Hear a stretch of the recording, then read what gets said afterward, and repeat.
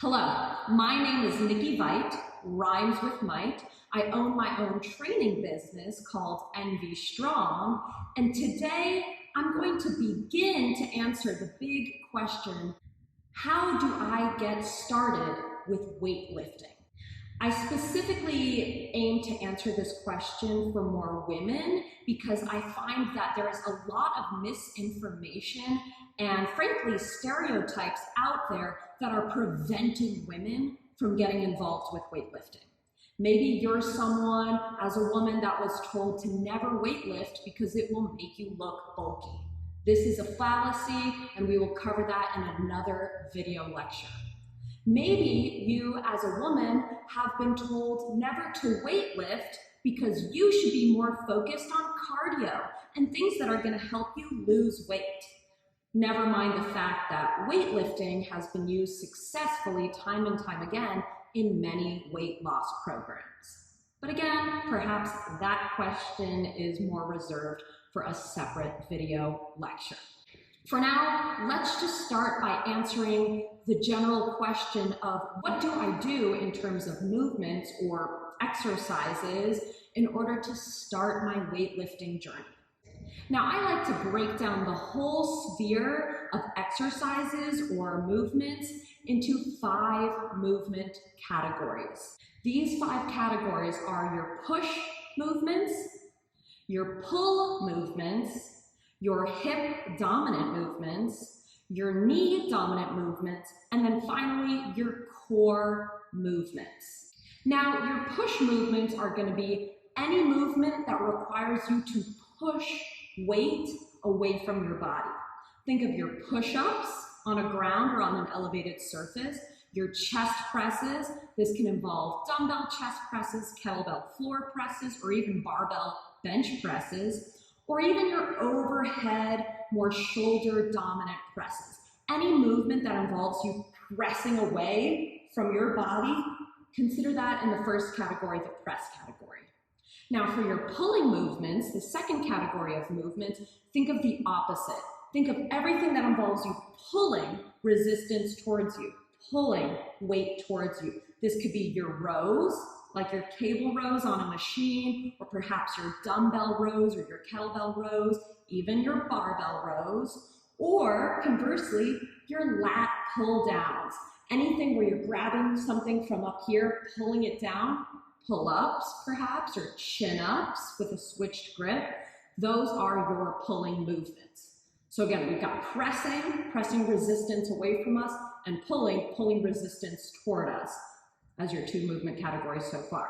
Next, we have our hip dominant movement patterns. These are also sometimes referred to as hinging movements because we are hinging the hips backward in space.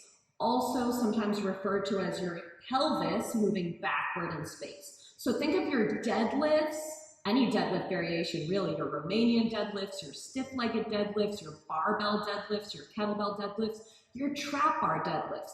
Any movement in which the hips are moving backward in space and most likely coming forward again, those are your hip dominant movements.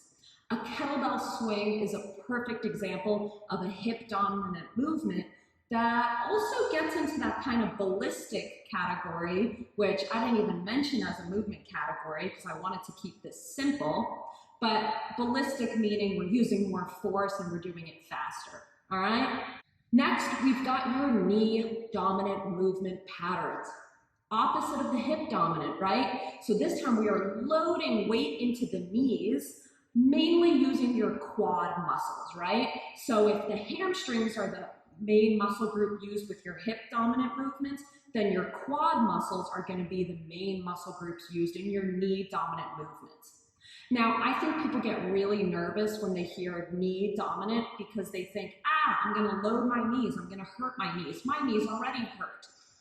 In these movements, aka your squats, your lunges, your split squats, your lunge variations, anything where your knees are bending forward, moving forward in space, even over your toes perhaps for some people, we do not want to actually be hurting our knees or feeling it in our knees so much as we want to be feeling it in our quads, our 4 big muscles that wrap around the front of the femur bone.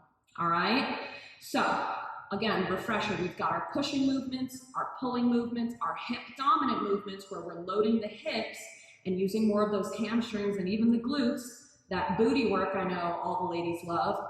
And then you've got your knee dominant movements, your squats, your lunges, also sometimes using the hamstrings and the glutes, but we're definitely emphasizing those quads as well. And finally, last but not least, especially for everyone watching at home, your core movement, literally referring to your abs on this one, all right? Your obliques, your rectus abdominis, your transverse abdominis, all those yummy ab muscles that everyone loves to burn, and even gonna throw in some of those back muscles. Sometimes your lower lats and your erector spinatus and your lower back.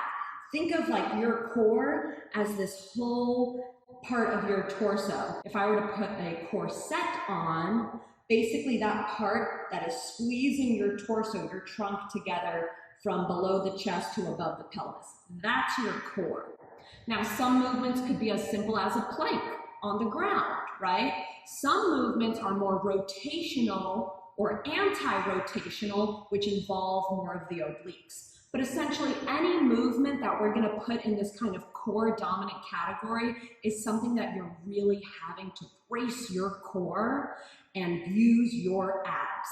Now, I like to break down all the exercises I come across into each of these 5 movement categories because it allows me to write programs better for my clients, right? It allows me to look at a movement and think, should my client be using more of their knee dominance position in this, or should they be loading their hips more?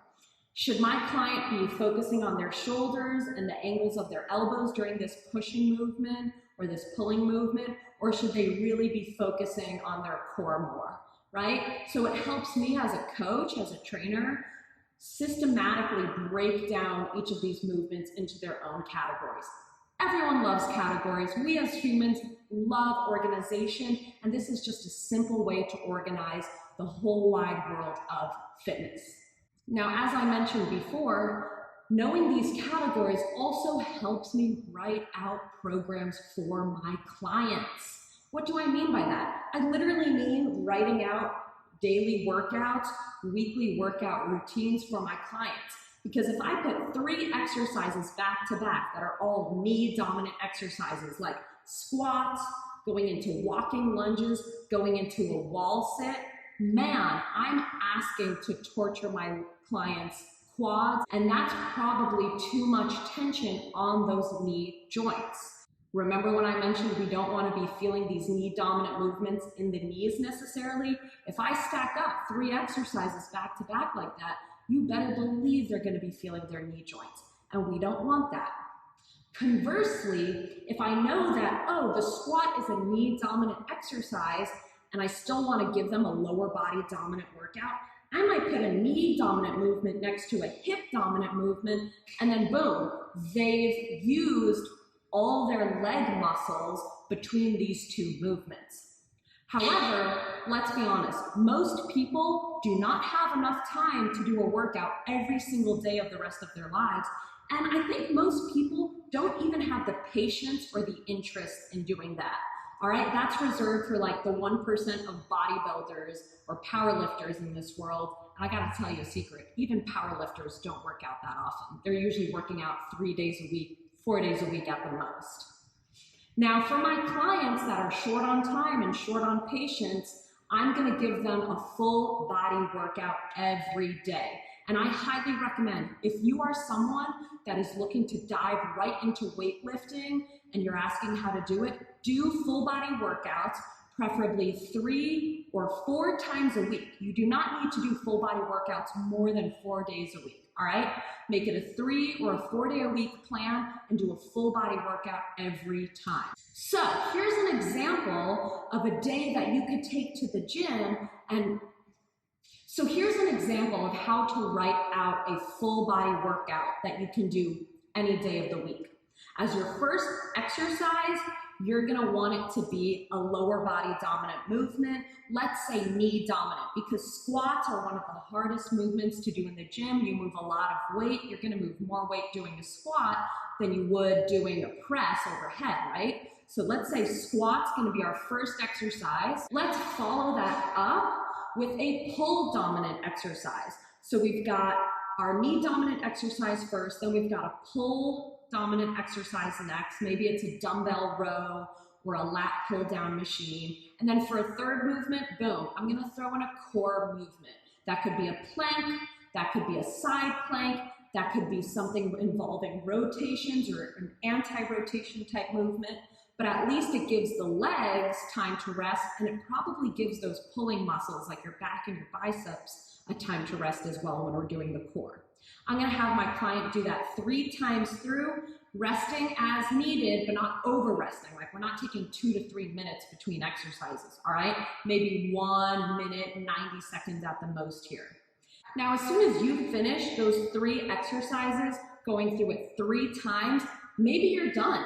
Maybe that's your day 1 workout, boom, go home, eat some protein, hydrate, come back to the gym the next day, or a rest and then come back that 3rd day for your second full body workout. But if you're feeling advanced and you just want to make your workouts last longer, you can add in this part 2 right after your part 1. So part 2, or day 2, we're going to start with a hip dominant movement this time. It's the opposite of the knee dominant, but it's still a lower body movement. So we're gonna do a hip dominant movement. Maybe that's a deadlift variation like a kettlebell deadlift or a trap bar deadlift. And then we're gonna follow it up with a pressing movement, because if you've been paying attention, we're doing a lower body first, then an upper body next. So we're doing a press. Maybe it's a push-up, maybe it's a chest press, maybe it's an overhead press if I like that movement and I feel good doing it. We're still gonna follow it up with a core movement, because remember, the core involves the whole part of the body. And honestly, of all muscle groups that you can train on a daily basis, your abs or your core is certainly one of them, all right? So again, maybe this is one of our plank variations. Also crawls, like body weight bear crawls or different animal type crawls, that's killer on not only the whole body, but the core especially. Or maybe you're doing leg raises or knee raises. You're hanging from a bar and you're pulling your knees into your chest, or maybe you're laying on the ground and you're raising and lowering your legs. That's killer for the abs. And once again, we do that part 3 times through, resting about 1 minute between each exercise. And then, hey, maybe that was the end of a very long day 1 and you're gonna rest and come back and pretty much do the same thing, or maybe swap out a few exercises. Or you've already got 2 days right there. You've got your day 1 plan with your knee dominant movement, your pull dominant movement, your core movement, and then you've got your day 2 plan with your hip dominant movement, your press dominant movement, and then your core movement once again.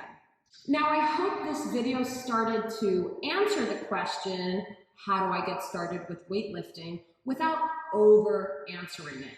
We broke down the 5 movement categories, and I even gave you 1 or 2 days of a program worth that you could repeat, like I said, 3 to 4 days a week, and then boom, you're on your way to successful full body training for both strength and general health, and increasing muscle mass and even helping decrease body fat levels, and just keep you a well-oiled human machine once and for all. That being said, I hope you take advantage of these programs we just wrote out for you and try them at the gym. But stay tuned, because like I said earlier, I've got some big plans in store going off of this question, how do I get started with weightlifting? And oh, Nikki, can you write a program for me? Stay tuned to find out more. Thank you for watching this video. Please consider subscribing to this YouTube channel so you are up to date on every video as it drops. And follow up with me via a comment below, or just reach out to me directly on Instagram. I am an open book and I love being your go-to source for fitness questions. I think that's a wrap.